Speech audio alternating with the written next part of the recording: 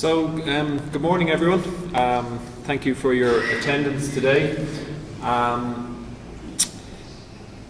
think, firstly, if we could just take a moment to thank our hosts and our partners within the Indicate project, Galliera Hospital, for hosting this event today. And I suppose, as a tourist, we've been very impressed with the city. It's a really beautiful place. From our presentation this morning, what we wanted to do was look at the specific component that we're involved in, looking at sustainable urban indicators and the Common City Index. So my name is Stephen Purcell. Together with my colleagues William Hines and Conor Frehel, who's here with us today, we represent Future Analytics Consulting. So we're a strategic and urban planning, research and economic consultancy based in Dublin, and we work in detail with the use of spatial data to enhance decision making, and have participated in research and development projects such as the Indicate project. Just to remind you all today, our coordinators are Integrated Environmental Solutions, and Niall presented a little earlier in the day. Within this specific work package on the sustainable urban indicators, we have ourselves, Future Analytics Consulting, we have Trinity House within Trinity College Dublin, Louth County Council in Ireland, a local authority, Galliera Hospital, of course, and Dundalk Institute of Technology, also in Ireland. And as this group within the wider consortium, we are preparing these sustainable urban indicators to feed into the overall project. I think the session today is particularly important for these kind of projects to allow the consortium and the partnership to validate our research among the stakeholders involved in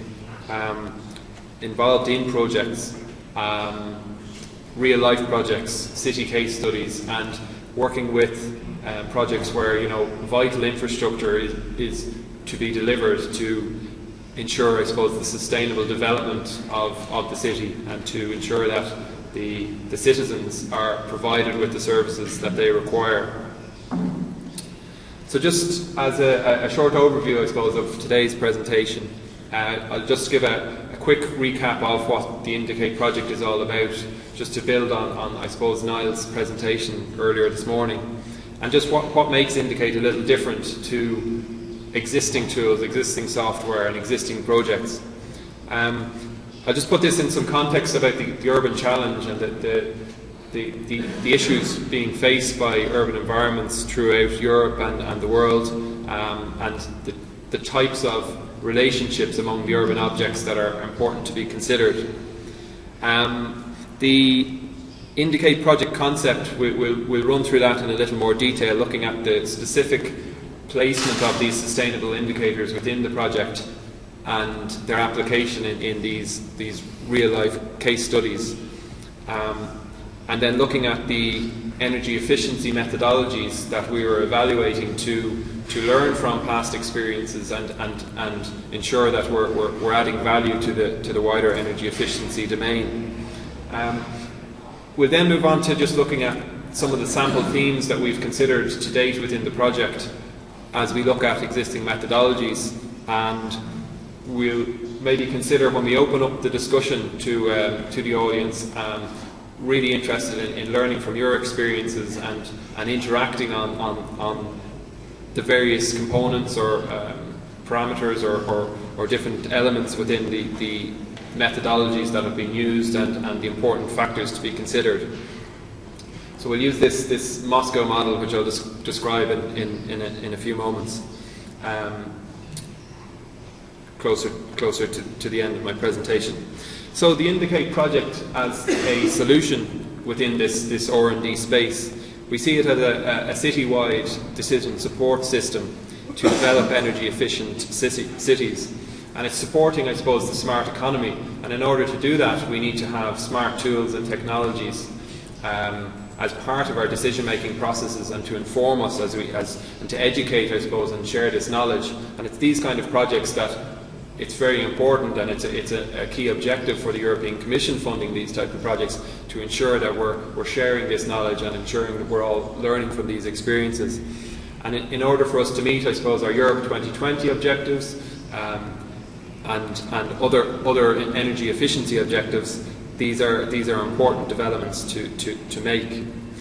An important element, I suppose, of the Indicate project specifically is to ensure that it's applicable across all stages of the urban development process, the development of the city. So the likes of the concept stage, so the strategic level, where you've identified you have an issue at hand. So you might discover you have a need for a transport network to connect the residential and the employment sectors of the city.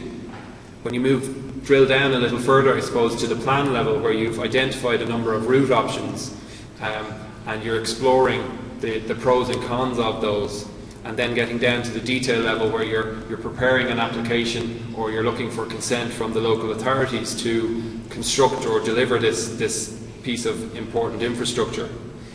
And that application across, and flexibility that these methodologies and these indicators can be applied at the different stages or life cycle of the city's development is important.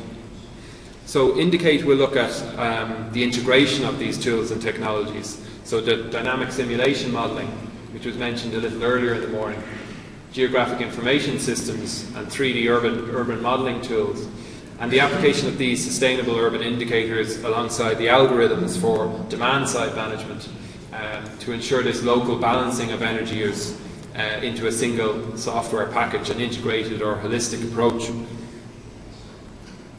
And what makes, I suppose, Indicate a little different is that existing tools often consider the disparate sources, I suppose, so single subsystems, and they don't really examine the city in a holistic manner with respect to all the city's subsystems and their interactions. And as Will introduced, I suppose, that Indicate is looking at the city as this system of subsystems.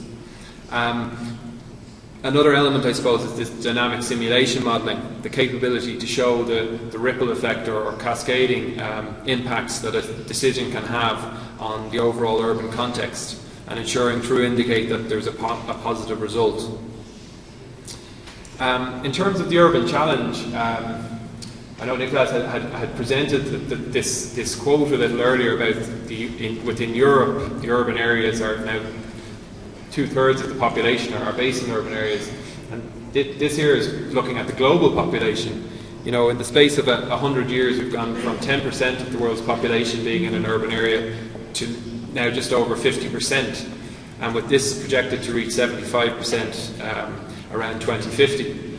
So our urban areas are becoming more and more pressurised, I guess, in providing the services and facilities that the population needs, and energy is going to be a critical consideration in the sustainable development of the urban environment. Indicate is aware of the need to take a holistic approach, and considering the evolution of the city and the different types of urban form that exist, and the structure and relationship within those cities of the various urban objects. So just an example, I suppose, of some of those urban objects, the types of buildings, the type of spaces, and the relationships and interactions they have, and the impact they have on the development of the city. And it's something that Indicate will ensure we take an integrated approach to. But the big value here is to ensure that the citizen, the business community, and the balanced social and economic development of the city takes place, and ensuring that Indicate is grounded in that consideration, as I suppose as urban planners as well, our experience to ensure that the citizen is adequately considered. So we saw an overview a little earlier of this approach to the Indicate project, where this plan, reduce, integrate and optimise cycle is seen. So it's ensuring, I suppose, that we're planning our buildings, the development of the city and the services we provide to the public integrating with the electricity grid, the EV grid, the small and larger scale renewable energy infrastructures, and taking a collective approach to the development of our cities. And the sustainable indicators that can be derived looking at energy use, the waste network, transport network, climate change, this urban heat island effect which Niall explained earlier, and other such indicators that can be applied in ensuring that we're monitoring the performance of our cities and I suppose estimating and watching the trends that are occurring to ensure we're taking an evidence-based approach to decision making. So the sustainable urban indicators within Indicate specifically are looking to integrate energy characteristics of buildings, the consumption and generation points in the city infrastructure and governance structures. And these will be used to aid decision support within that urban environment. The indicators will need to normalise differences in aspects such as climate, culture, lifestyles, governance and building typology, which will ultimately generate this common city index within a customised graphical interface for the different types of users. You know, we may have urban planners, architects, engineers, but we also have the public, the citizens, the business community, and the renewable energy suppliers, etc. Those potential investors, foreign direct investment in your city, and their interest in quality of life and ensuring that they have a sustainable city to invest in. So the approach we have been taking as a partnership to the urban energy efficiency methodologies and investigating those to contribute to the development of these indicators has been a three-stage process. And the first is to look at the broadest range of methodologies and develop up a framework to consider those, a simple matrix to filter out the priority methodologies to consider at a further stage within this stage two, where we're drilling down and focusing on the key components, those key methodologies that we can learn from and take the most pertinent elements from to develop our indicators. And this third step then, this detailed methodology evaluation, utilising a matrix, a thematic framework to ensure that we're collecting the key elements out of the different methodologies, supplemented by parts of other methodologies. So the entire methodology may not be suited, but some components could have a positive strand to it. So the first step really was to, as a group, we looked at just over 50 methodologies and undertook a filtering exercise, a simple scoring exercise, to reduce those to approximately 24 to investigate further. And this was within this framework we had developed, this matrix, to filter out the first round, I suppose, of methodologies. And considering things such as context, the user, its applicability, and the different assessment categories. The second step then, this methodology selection, balanced, I suppose, quantitative and qualitative assessment, where we have key themes, a thematic framework for the quantitative analysis, and also a qualitative assessment of the sub-elements within other methodologies that have a benefit and should be considered further. So they may have some innovative component or some level of creativity that mightn't be found in the other methodologies. And this third stage used, I suppose, a traffic light system, a simple system where those deemed to be red had not got adequate elements to be considered further within the project in the context of the specific requirements of Indicate. The green ones selected, such as BREEAM, LEED, Green Star, Pearl Rating, etc., were seen to be the leaders in this space and those which we should seek to build from and work with.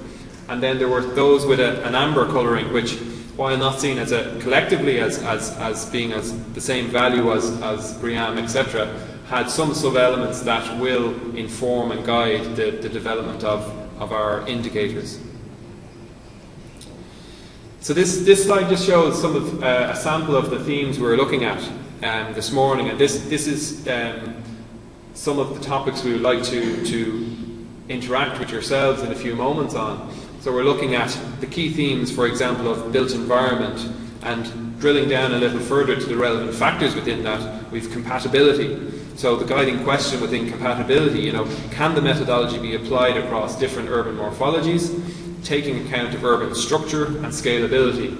And I mentioned a few moments ago about concept plan and detail stage, or the plan, design and operate stage. The occupier of a building can utilise these methodologies and therefore these indicators, and can the professionals offering services at the master planning stage, or the early stage evolution of a project. Another factor within the built environment then is integration. Does the methodology allow for integration within and across different energy networks? The assessment categories such as location, does it consider the location of a project or development and the interaction it has with the urban environment and the unique characteristics of that location? Building use typology, does the methodology consider different uses within a building?